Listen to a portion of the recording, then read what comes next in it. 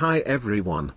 Imagine standing on the rocky shores of the Oslo Fjord in the year 1826.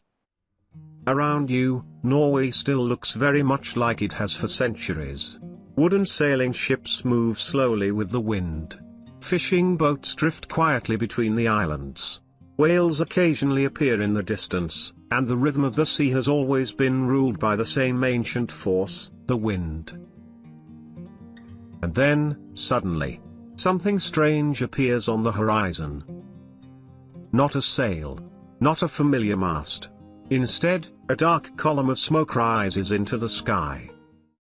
The sound of machinery echoes across the water. Sparks flicker from a tall funnel. And the vessel itself moves forward with a confidence that seems almost unnatural, cutting through the fjord faster than the wind could ever push a sail. For the fishermen watching from their boats, it must have looked like something out of legend. Not magic. Not myth. But something entirely new. This was SS Constitutionen, the first steamship that many Norwegians had ever seen with their own eyes. But here's the surprising part. This ship was not built by Norwegian shipwrights, and it did not come from the long maritime traditions of the Vikings. Instead, it was constructed in England, the industrial heart of the early steam revolution.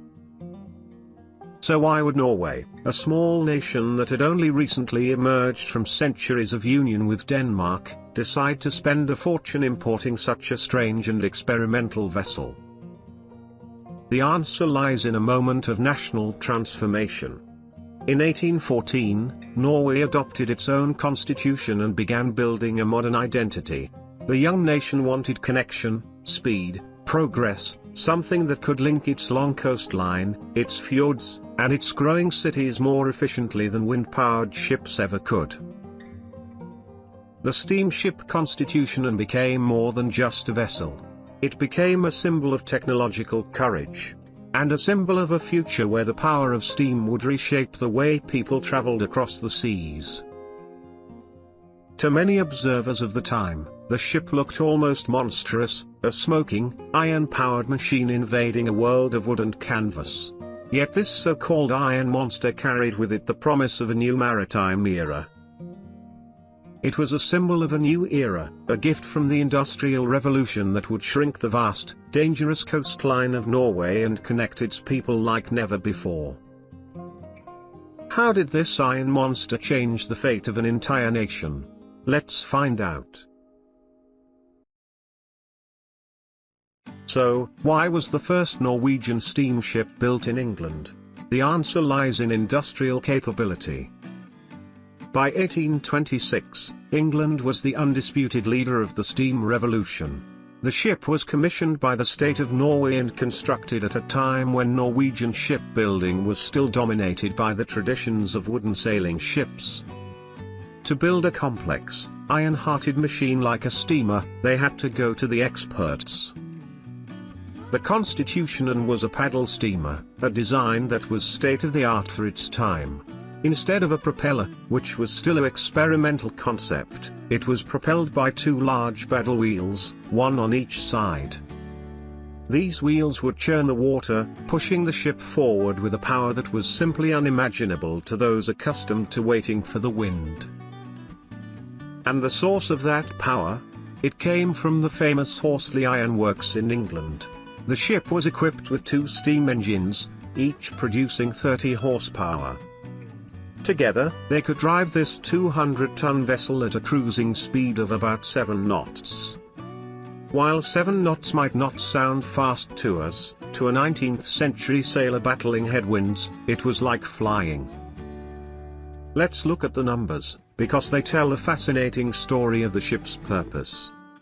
The SS Constitutionen was 99 feet long, about 30 meters, with a beam, or width, of just 17 feet, a little over 5 meters. It was long and relatively narrow, designed to cut through the water.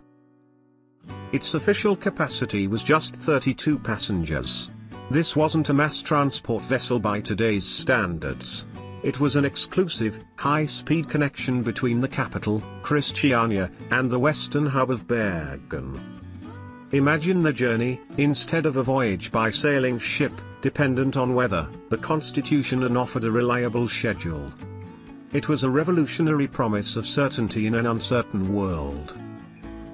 The ship was built for the challenging Norwegian coast, with a shallow draft that would allow it to navigate the tricky waters of the fjords and the countless islands. However, the reliance on steam meant it was also dependent on coal. The image of the ship often includes that iconic, tall smokestack, a constant reminder of its dependence on the black gold of the industrial age. A ship is nothing without its crew, and the Constitutionen had a truly remarkable captain. For many years, its commander was Peter Severin Steenstrup. Steenstrup was more than just a sailor, he was a visionary. His time on the bridge of the Constitutionen gave him invaluable experience with steam technology. He would go on to found and manage Akers Mekanisk Verksted, which became one of the most famous and important shipbuilding companies in Norway. In a way, the Constitutionen didn't just teach Norwegians how to sail with steam, it taught them how to build it, too. Imagine Christiania, the city we now know as Oslo, on the morning of May 17, 1829. The date itself already carried deep meaning. May 17th was the anniversary of Norway's Constitution of 1814, a symbol of national pride and independence. Yet at that time, Norway was in a political union with Sweden, and public celebrations of the Constitution were viewed with suspicion by the authorities. Large patriotic gatherings were discouraged, sometimes even banned. And yet, on that particular day, something unusual drew people toward the harbor. Out in the fjord, a steamship was approaching the city, the SS Constitutionen. By this time, the vessel had already become famous across Norway. Word spread quickly that the ship was arriving in Christiania on the very day that marked the anniversary of the Constitution. Curious citizens began gathering near the harbor and in the central square to watch the remarkable steamship come in. At first, the atmosphere was festive and almost curious. People simply wanted to see the famous vessel, the ship that moved without sails, powered by smoke and machinery. Someone in the crowd shouted "Lev Constitutionen, long live the Constitution." The phrase was clever and ambiguous. On the surface, it could easily be understood as a cheer for the steamship itself, since the vessel was named Constitutionen. Soon more voices joined in. "Lev Constitutionen." The cheers grew louder. What had started as a simple greeting for a ship now sounded very much like a patriotic demonstration. For the authorities, this was a dangerous moment. Officials worried that the gathering was turning into an open expression of Norwegian nationalism, something the Swedish-Norwegian Union wanted to keep under control. Fearing that the crowd might grow even larger, the authorities ordered the military to intervene. Cavalry units were sent into the square to disperse the people. Horses pushed into the crowd, soldiers attempting to force the citizens to leave the area. The peaceful gathering quickly turned chaotic. What had begun as an innocent welcome for a steamship had suddenly become a confrontation between citizens and authority. This clash would later become known in Norwegian history as Torgslaget, the Battle of the Square.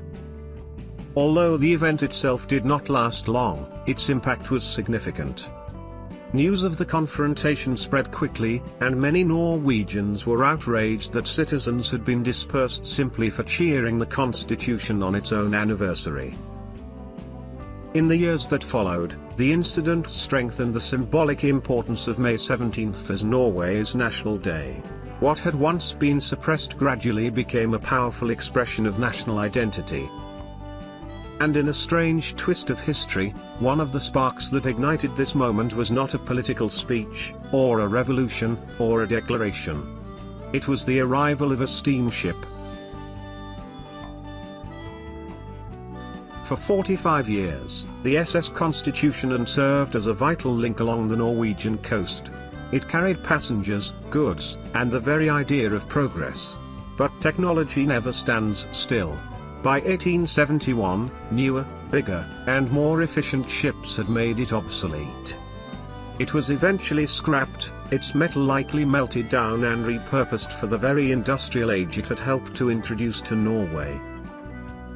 Today, no physical trace of the Constitutionen remains. But its legacy is all around us. It was the ship that proved steam had a future in the fjords. So, the next time you see a modern ferry gliding silently across a Norwegian fjord, remember the pioneer, the SS Constitutionen, the ship that taught a nation of sailors a new way to harness power and navigate the sea. Thanks for watching.